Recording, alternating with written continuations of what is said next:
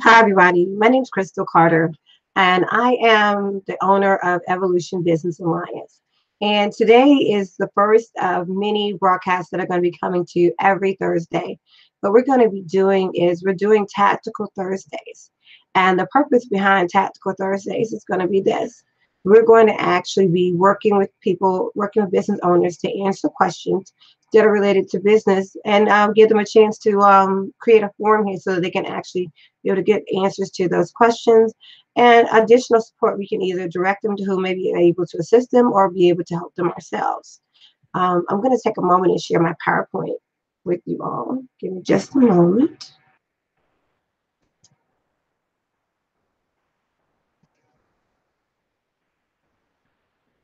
Thought I had this ready, but I didn't.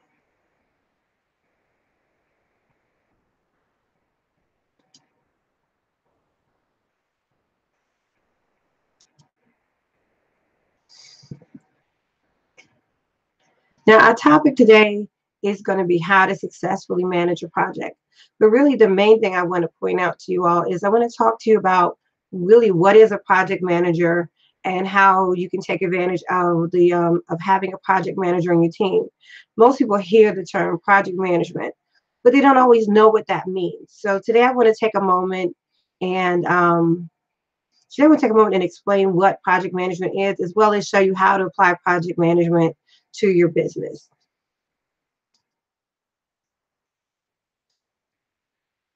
Now, as I mentioned before, my name is Crystal Carter. I am the owner of Evolution Business Alliance, and I'll explain to you a little bit more about who the company, about the what the company is about, and who we are, and a little bit more about what we do.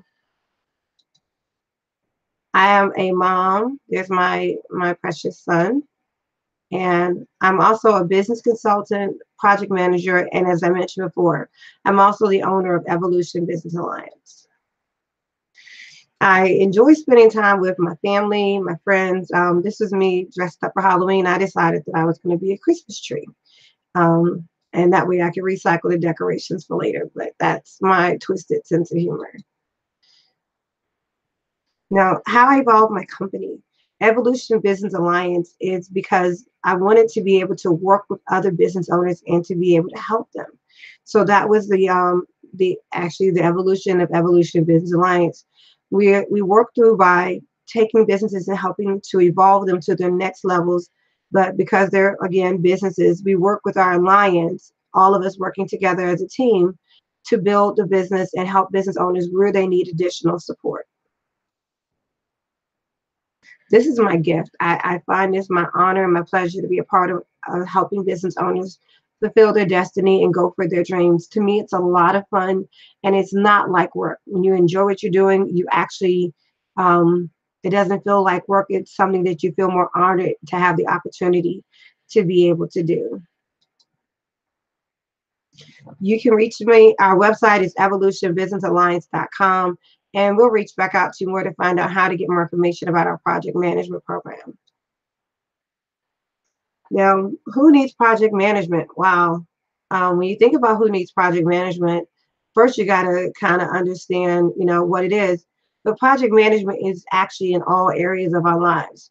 If you're running a business, if you're a real estate agent, if you're a teacher,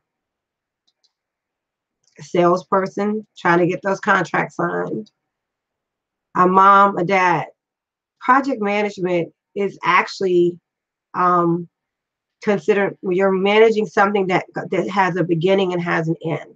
And really, all project management really is that if I decide I want to complete a project, want to design, I want to plan a family vacation. Let's just back up and go from that. If I decide I want to plan a family vacation, I first have to, number one, decide I want to plan the family vacation, and then going through to complete all of the steps needed to complete, to get everything organized to get that family vacation. Maybe it be picking the date, scheduling the airline. All of that is part of project management. And so the funny part is to me is that we don't realize, but we use project management in our day-to-day lives and never think about it. So we're deciding what we want to do, what we want to complete, whether we plan a family vacation, and then we go through and actually We go through from beginning to end and put all the pieces together, rather be scheduling the airline, deciding what clothes to wear, deciding where we're going. All of those are elements of project management. So it's just taking a concept of deciding what you want to complete, what do you want to build. Maybe you're a business owner, you're creating a brochure for your business. Well, the brochure is the end item that you're trying to complete and build. So from there, we would back up and think about all the pieces that would go into it. And we would actually, that's actually your project. So hence the phrase project management. So really everyone does project management. Stephen Covey always says, begin with the end in mind. You are thinking about what do you want? What is the completed item I want to have at the finish of this? Maybe you're a dressmaker, and at the end of it, you want to have a dress designed for your client. And so that's the finished product. So now you have to back up from the finished product and then go backwards to figure out what are all the pieces that you need to have that play into completing that dress. Most cases, a project manager is someone who comes into a company or organization, and we actually take over the project management piece. We manage whatever we're developing, whether it be a brochure from beginning to end, maybe it be your dress designer. We're managing how all the different moving parts are managing, getting all the elements together for designing that dress and creating the finished product for the client. The cool thing about a project manager coming into your organization is this: if you're the owner, your time that you spend managing costs and what is or is not, what pieces need to be completed, you're actually handing over the reins of that to someone that's going to look out for you and is going to have that done for you. This way, it allows you to be freed up and focus on your business. So having a project manager in place actually lets you go, okay, here's what we want to create. This is when we need it. You provide them all the key information they need, who are available on their team to help them build it. And then you give it to them and you go off to focus on building and growing your business. And they'll oversee this piece and check in with you periodically to make sure that you have what you need in order to be able to build your project. I have a running joke. I say that everyone suffers from disease. It's called LRHS. LRHS is rampant through this country. It's an illness that we all suffer from, but none of us realize what it is. LRHS is Little Red Hen Syndrome. Has anybody ever read the book called Little Red Hen? And Little Red Hen actually goes through and says, who will help me chop the wheat? Not I, said the cat, not I, said the dog. I'm not going to go through the whole story, but you get it. Little Red Hen goes through the course of the day, and she's trying to create this cake, and she wants to see who's going to help her. Well, and nobody agrees to help her. So she's like, that's okay, I'll do it myself. Well, here's what we suffer from Little Red Hen Syndrome.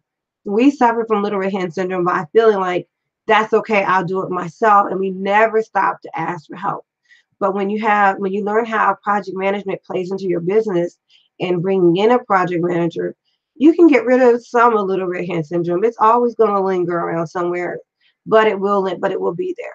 So the whole idea is that you not only do you have a project manager to spring you up to focus on other parts of the business, but then your focus and your creativity is not so tied up in trying to manage all these little pieces when you can really hand that off.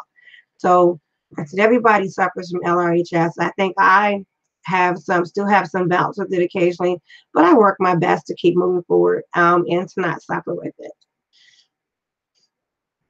There's common phrases that are used when you have Little Red Hen Syndrome. It's only done right when I do it. I have to keep my hands on it, or there'll be problems. I can't trust anyone to do it the way I did.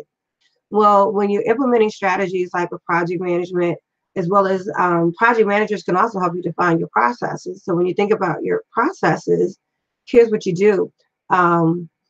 You look at your project manager can help you see what's duplicatable, meaning that if you're creating a dress, what are your processes to creating that dress, and how can you duplicate those processes over and over again to make sure that the dress is designed according to the way you want it done, or whatever the mail is handled the way you want it done. And that way it makes it duplicatable to free you up from needing to do every single thing and having to have your hands on every single thing. So this helps free you up and let you focus on your business more, growing your business and gaining new customers and building new relationships with your business. Again, like I said, we all suffer from LRHS, but it's okay. It's curable. I also want to explain another thing. There's a project and there's a process. People tend to think these two are the same thing, but they're really not. Now, with the process, think of how do you do something. I have a process for how I handle mail when it comes in. Mail is open, taken out of the envelope, and the external envelope, that what's in the top, what's inside the envelope is placed on top. What's inside the envelope is actually placed on top, and then what's placed on top, after what's inside the envelope is placed on top, the paper clipped together. This way I can see what needs to be handled. All of that is grouped together, and then at a designated time, I go back to the mail and decide which needs to be done. Part of the reason for taking it out of the envelope is that this way I can see what's in it. And if it's junk mail, I can very quickly discard the junk mail and keep it going. But again, that all plays into the process. There is a process for how you do something, and that and those steps of that process are what make it up. So process versus project. Now let's take a moment and let's talk about project. A project is what you create.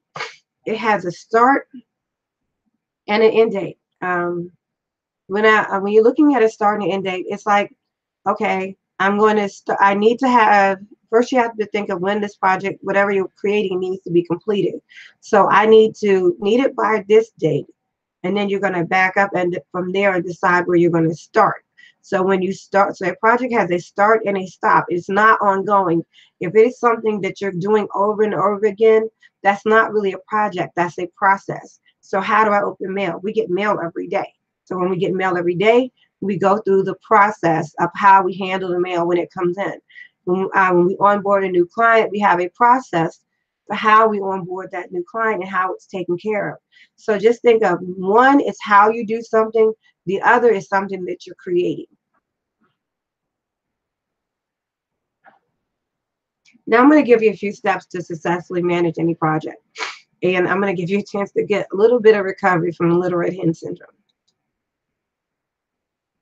Number one, clearly define what you're creating. If you can clearly communicate what you're creating, it's easier to hand it off and bring in other team members to help you with it. But not having a clear-cut description that's written out so that other people can try to interpret your dream and your vision. That is the first step in making sure that you're able to communicate that vision to the other team members that you're bringing in to help you with it. Number two, it's kind of got three questions. The who, the what, and the ROI. ROI is another industry term for return on investment. So how am I going to make my money back or get back get my return? What am I going to get back out of the time and effort I'm using to create this? The what is, again, what am I creating? And then number two is who is it for? So if I'm creating a brochure, who is the client that I'm trying to attract with this brochure? Number one is knowing that, it's number one, knowing that what is it that I'm creating, which we already said, I'm creating a brochure. Number two is who is it for? And number three, my return on investment. What am I expecting to gain by creating this brochure for this particular client? So if I'm creating a brochure to attract new clients to a new training program that I have, that answers all three questions. And again, clearly being able to answer certain questions and define what you're creating actually makes it a lot easier to be able to help pass on that vision to the team that you're bringing in to help you work on this. The other thing you need to know is, when do you need it completed? Not when do you want it done. If you needed to have the completed finished product ready to go? When do you need to have this completed finished product ready to go to roll out? I have a client of mine that has a brochure actually that they need to get out. And we had certain deadline dates that we had to get it to, get the brochure, get it designed. And then we had certain deadline dates that we had to get it to the printer, because ultimately the goal is going to be the final date that we actually need to have it ready to go out to to the clients that it's going to generate for her. We need to know that final date. So like I mentioned, Stephen Covey talks about begin with the end in mind. When you begin with the end in mind, you actually are able to identify, when do I need to have the finished product on the shelf ready to go. I mentioned Stephen Covey again. That if you're doing project management, that you're gonna, as you start to do projects and things, you start understanding more and more what that means. But don't feel overwhelmed by this. This is a very easy thing to do, but it just takes a moment of thinking about it and working through it to be able to better define that. Um, Now, when you think about a project, think about something that you're creating. You have to identify the tasks that need to be completed in order to do this. So what tasks do I need to get done? Do I need to write some content? Do I need to think about the layout of my brochure? What are the steps that need to be done? Because you need to have a list of those steps. I love stickies. And when I'm working on a project, I love to take stickies and actually write them out and write out each task on a sticky and then just put up on the board. It doesn't really matter the order in the beginning, because as you start to work through the process, you'll figure out what needs to be done before the other, and it'll work itself out.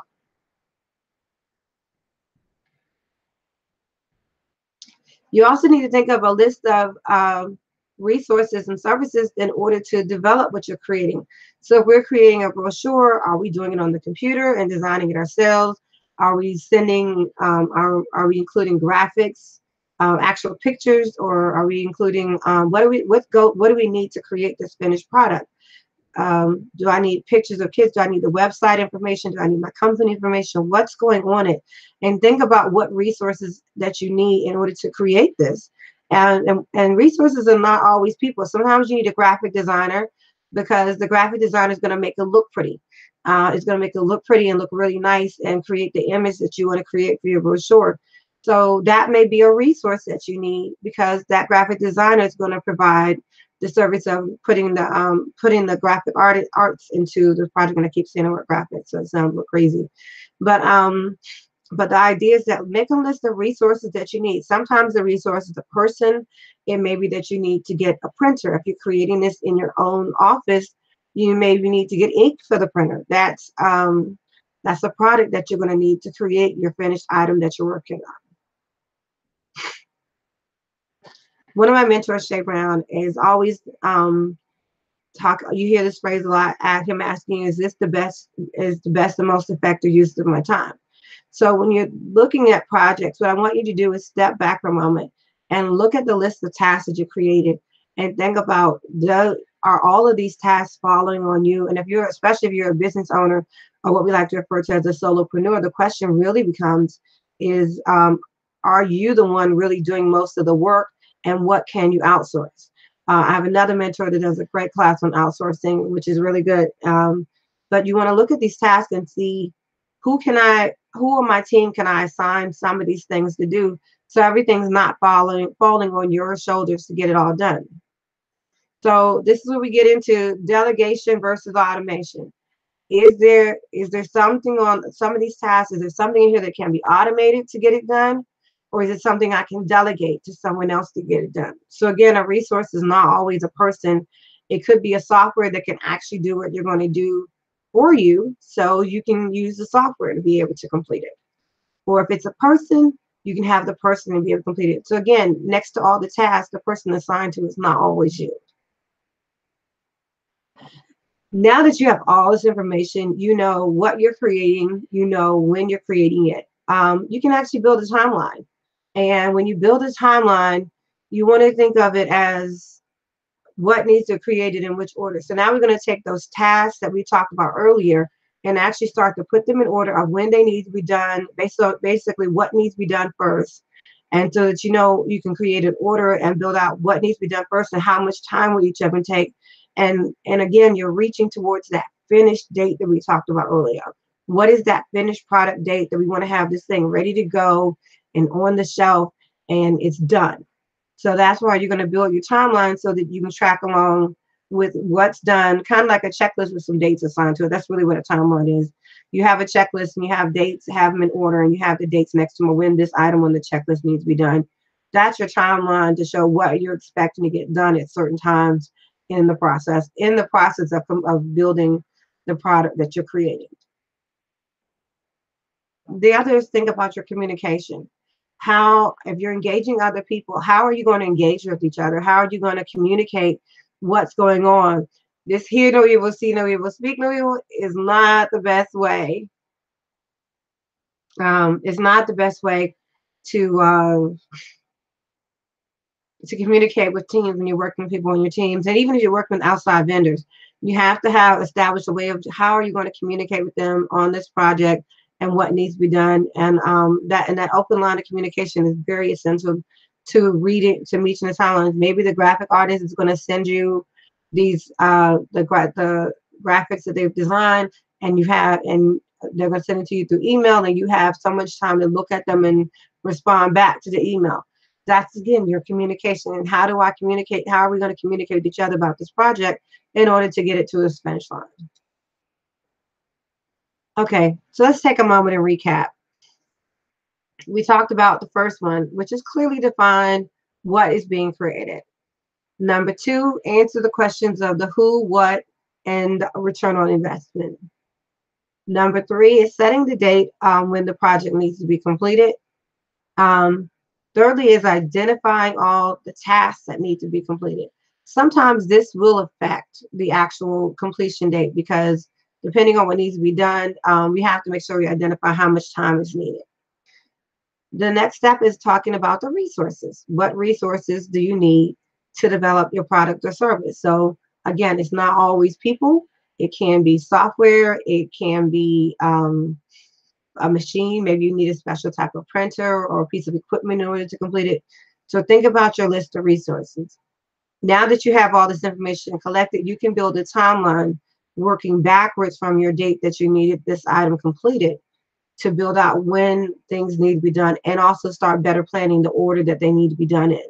And then lastly, make sure that you have established a communication structure so that you're able to let people know how are we going to communicate on while we're working on this together, and they can be able, information can flow freely through the organization and be able to help you all stay on track with reaching your ultimate timeline. Okay, well, first I want to take a moment and thank you for your time today. Um, then I want to talk to you about what are next steps to working with me and also learning more about our weekly calls, sorry. We have a monthly project call that you can actually just sign up for. You can actually sign up for, and it'll be on our website. And when you go to the website, that project call is a actual live train. It's an actual phone call that we have every once a month. It's a little more in depth than what we do here. During this weekly training, we're only on a particular topic, and it's a little more where we can't. It's not a little open, more the open discussion. The monthly project call is a more open discussion, and it allows you to get some questions answered. The subscription for that is $7 a month. So if you go to our website, you'll see more information about it. We have other services or ways of working with you. We can, again, the monthly project calls, we can also provide you help with your projects. If you're working on developing a service, a product for new clients, reach out to us. We'll be able to see how we can work together to either coach you through managing your own projects or be able to help you manage them or come in and do the project management work for you. We believe in building a business community. So join our Facebook group, the Evolution Business Alliance.com. Evolution Business Alliance is our Facebook group. If you join our Facebook group, you'll be able to post and become a part of our community and post any questions and things that you have on the website. And lastly, here's how you can reach me. Again, I mentioned our Facebook group. You can also reach me through Twitter at CrystalC29. My email is crystal@evolutionbusinessalliance.com. I'm also on, our business is also on LinkedIn. Again, our company name is everywhere. So uh, you can reach us on LinkedIn with through Evolution Business Alliance. And also we do have our website, evolutionbusinessalliance.com. I'm going to stop sharing my screen for a minute.